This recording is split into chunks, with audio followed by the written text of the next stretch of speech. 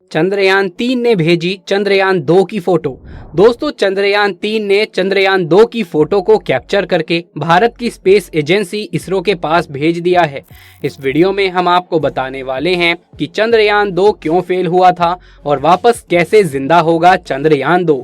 चंद्रयान-3 की ताकत को देखकर पूरी दुनिया हैरान है। दोस्तों, इस वीडियो को फटाफट से लाइक करके अपने दोस्तों और रिश्तेदारों में ज्यादा से ज्यादा शेयर कर दें, ताकि सभी तक ये जानकारी पहुंच सके कि इंडिया स्पेस रिसर्च में कितना आगे है और कैसे नासा को पछाड़ते हुए इसरो आगे बढ़ती चली जा रही है। साथ ही चैनल को सब्सक्राइब करके पास वाले बेल आइकन को भी दबा लीजिए। दोस्तों, चंद्रयान-3 ने पूरी दुनिया को तब हैरानी में डाल दिया और सबके मुंह से ये बुलवा दिया कि ये तो असंभव है, जब उसने चंद्रयान-2 के बारे में पूरी जानकारी इसरो को दे दी। उसके बाद में अमेरिका की स्पेस कंपनी नासा और स्पेसक्राफ्ट भी चंद्रयान-3 पर नजर गड़ाए बैठे हैं। इसरो ने पूरी दुनिया को बता दिया है कि उसके जितनी ताकत दुनिया के किसी भी देश की स्पेस एजेंसी में नहीं है। चंद्रयान-3 ने चांद पर पहुंचने से पहले ही ऐसा कारनामा कर दिखाया है जिसे देखकर हर भारतीय का सीना चौड़ा हो गया है। 14 जुलाई को चंद्रयान-3 लॉन्च होने के बाद ऐसे रिकॉर्ड बना रहा है जिसे देखकर पूरी दुनिया में तहलका मचा हुआ है। 14 जुलाई को श्रीहरिकोटा के सतीश धवन स्पेस सेंटर से उड़ान भरने वाला चंद्रयान-3 तकरीबन 17 दिनों के बाद पृथ्वी की कक्षा से चंद्रमा की कक्षा में जा चुका है। जब इसको पृथ्वी से चंद्रमा की तरफ शिफ्ट किया गया तब इसकी स्पीड तकरीबन 1 लाख किलोमीटर प्रति घंटा रखी गई थी। आपको बता दूं कि चंद्रयान-3 कुछ और दिनों के बाद में 23 अगस्त को चंद्रमा की सतह पर सॉफ्ट लैंडिंग करेगा। वहीं आपकी जानकारी के लिए बता दूं कि अब की बार इस मशीन में कोई भी ऑर्बिटर नहीं है, क्योंकि जो ऑर्बिटर इसरो ने चंद्रयान-2 के साथ भेजा था वो अभी भी सही सलामत काम कर रहा है और वो आगामी 10 वर्षों तक ऐसे ही काम करता रहेगा। चंद्रयान-3 चंद्रमा की कक्षा में जाने के बाद ये ऑटोमेटिकली पहले वाले ऑर्बिटर से कनेक्ट हो जाएगा। उससे पहले चांद के बारे में कुछ जानकारी देते हैं। चंद्रमा पृथ्वी का एकमात्र प्राकृतिक उपग्रह है।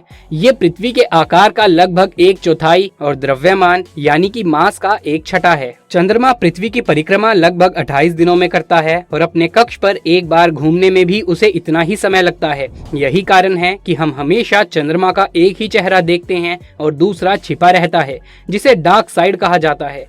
चंद्रमा की सतह चट्टान और धूल से बनी है। चांद पर कोई वातावरण नहीं है और वहां पर पानी होने की संभावना है। चांद के धरती की सतह पर कई विशाल गड्ढे हैं जो उल्का पिंडों के टक्कर से बने हैं। चंद्रमा पर कुछ पहाड़ भी हैं, जिनमें से कुछ की ऊंचाई 11,000 मीटर तक है। चंद्रमा पर गुरुत्वाकर्षण पृथ्वी के गुरुत्वाकर्षण का 1/6 होता है। इसका मतलब है कि अगर आपका वजन पृथ्वी पर 60 किलोग्राम है तो चंद्रमा पर आपका वजन केवल 10 किलोग्राम होगा। चंद्रमा पर कोई मौसम नहीं है। इसका कारण ये है कि वहाँ पर कोई वातावरण नहीं है। बिना वातावरण के सूर्य और अंतरिक्ष से आने वाली गर्मी और ठंड को चंद्रमा की सतह पर सुरक्षित नहीं किया जा सकता है। इसीलिए चंद्रमा की सतह पर दिन में बहुत ज्यादा गर्मी और रात में बहुत ठंड होती है। अब बात करते हैं कि चंद्रयान-3 आखिर चांद पर क्या करेगा।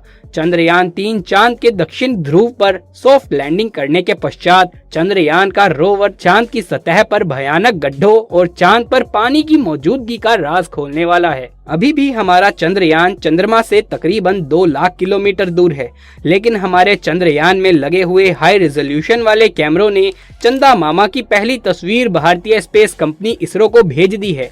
इस बार चंद्रयान पर तकरीबन 19 से ज्यादा कैमरे, 240 सेंसर और 4 पेलोड लगे हुए हैं, जो इसको सही रास्ते पर लेकर जाता है और किसी भी तरह के आने वाले खतरे का पूर्व अनुमान लगाकर हमारे चंद्रयान-3 को चांद पर पहुंचाने में मदद करेंगे। चलिए कुछ और जानकारी देते हैं। 2019 में इसरो ने अपना चंद्रयान चांद पर भेजा था, जिसकी किसी तकनीकी खराबी के कारण सॉफ्ट लैंडिंग नहीं हो पाई थी और ना ही उसका रोवर बाहर आ सका। लेकिन उसके तकरीबन 4 साल बाद भेजे गए चंद्रयान-3 ने उसकी फोटो को इसरो के सर्वर पर भेजा है। तकरीबन 2 लाख किलोमीटर दूर से ली गई फोटो में आप देख सकते हैं कि कैसे चंद्रयान-2 का मलबा अभी भी चांद पर पड़ा हुआ है, जिसे कैमरे में देखा जा सकता है कि चंद्रयान-2 अपनी पिन पॉइंट लोकेशन से तकरीबन 50 मीटर आगे जाकर लैंड किया था, जिसकी वजह से ही उसकी क्रैश लैंडिंग हुई थी। क्रैश लैंडिंग होने के बाद में चंद्रयान 2 उल्टा हो गया था, जिसके कारण उसका गेट नहीं खुल सका। उसकी वजह से ही शायद हमारा रोवर बाहर नहीं आ सका। आपको जानकारी के लिए बता दें कि चंद्रमा पर आज भी चंद्रयान 2 का मलबा तकरीबन 100 मीटर की दूरी में फैला हुआ है, जिसको हमारे चंद्रयान 3 के हाई रेजोल्यूशन कैमरों ने बहुत ही सटीक तरीके से कैप्चर किया है। जैसे जैसे ये चंद्रयान चंद्रमा के करीब जाएगा, वैसे वैसे ये और भी बढ़िया क्लैरिटी वाली इमेज और वीडियोस हमारे इसरो को भेजता रहेगा। इसमें लगे हुए सैकड़ों सेंसर इसकी लैंडिंग के समय तो हेल्प करेंगे ही साथ वहां की मिट्टी, चंद्रमा पर पानी, भूकंप, पहाड़, गड्ढे और तापमान की भी जानकारी हमारे इसरो को देगा। इन सभी आंकड़ों को देखकर ही हमारा इसरो इसके बाद गगनयान लॉन्च करेगा, जिसमें हमारे खुद के एस्ट्रोनॉट गगनयान में बैठकर चंद्रमा पर जाएंगे और पूरी दुनिया में अपना नया रिकॉर्ड बनाएंगे। वहीं अगर हम चंद्रयान 3 और चंद्रयान 2 के कुछ मेजर डिफरेंसेस के बारे में बात करें तो चंद्रयान 2 मशीन की असफलता के बाद इसरो ने इस बार चंद्रयान 3 में काफी कुछ बदलाव किए हैं। चंद्रयान 3 के लैंडर को detection and wide lens camera के साथ लॉन्च किया गया है, जिसका उपयोग लैंडिंग के समय नियंत्रण के लिए किया जाएगा, क्योंकि लैंडर चंद्रमा की सतह पर उतरेगा। सफलतापूर्वक लैंडिंग करने के पश्चात वहां की हाई रेजोल्यूशन तस्वीरें और वीडियो बनाने के लिए भी कैमरों का इस्तेमाल किया जाएगा। चंद्रयान 3 में ऐसे 2 कैमरे लगाए गए हैं, जबकि चंद्रयान 2 में केवल 1 कैमरा था। चंद्रयान 2 के ऑर्बिटर को उपकरणों की प्रभावशाली सूची के साथ लॉन्च किया गया था, जो अभी भी चंद्रमा की कक्षा में काम कर रहा है। पहली बार चंद्रयान 2 की लैंडिंग साइट का क्षेत्रफल 500 मीटर इंटू 500 मीटर चुना गया था। इसरो विक्रम लैंडर को मध्य में उतारना चाहता था, जिसकी वजह से कुछ सीमाएं थी। इस बार लैंडिंग का क्षेत्रफल 4 किलोमीटर इंटू 2.5 किलोमीटर रखा गया है, यानी इतने बड़े इलाके में चंद्रयान 3 का विक्रम लैंडर उतर सकता है। आपको बता दें कि अब की बार इसमें ऑटोमेटिक सेंसर भी लगाए गए हैं, जिससे अब की बार इसकी सॉफ्ट लैंडिंग होना तय है। इसरो के अनुमानित समय के अनुसार चंद्रयान 3 की सॉफ्ट लैंडिंग तकरीबन 23 अगस्त को होगी। इस बार भारत दोबारा चांद की सतह पर लैंड का प्रयास कर रहा है, और वो भी ऐसी जगह जहां पर अब तक किसी भी देश ने लैंडिंग की कोशिश तक नहीं करी है और ना ही उनकी हिम्मत हुई। वैसे दुनिया में 11 देश हैं जिन्होंने अपने मून मिशन भेजे हैं। अगर भारत का ये मिशन सफल होता है तो दक्षिणी ध्रुव के पास लैंडर उतारने वाला भारत पहला देश बन जाएगा और भारत दुनिया की पहली स्पेस एजेंसी बन जाएगी। आपको बता दें कि आज के समय में इसरो दुनिया की सबसे तेजी से आगे बढ़ती हुई स्पेस कंपनी है। अगर हम इसी तरह से आगे बढ़ते रहे तो वो समय दूर नहीं होगा जब पूरी दुनिया में अमेरिका की स्पेस कंपनी नासा से पहले हमारे देश की स्पेस कंपनी इसरो का नाम लिया जाएगा।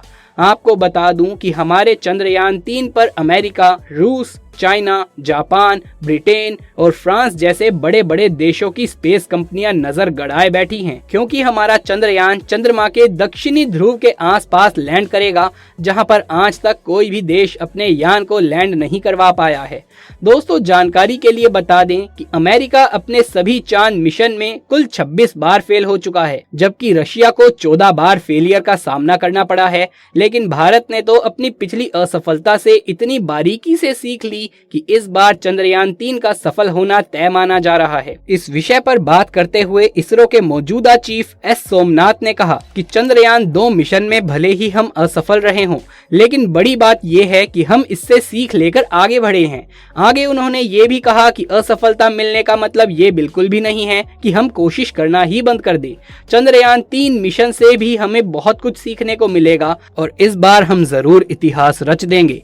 चलिए दोस्तों, इस वीडियो को यहीं पर खत्म करते हैं। ये वीडियो पसंद आया हो तो इसे एक लाइक करके अपने दोस्तों और रिश्तेदारों में ज्यादा से ज्यादा शेयर कर दें। कमेंट बॉक्स में सच्चे हिंदुस्तानी जय हिंद लिखना बिल्कुल भी ना भूलें।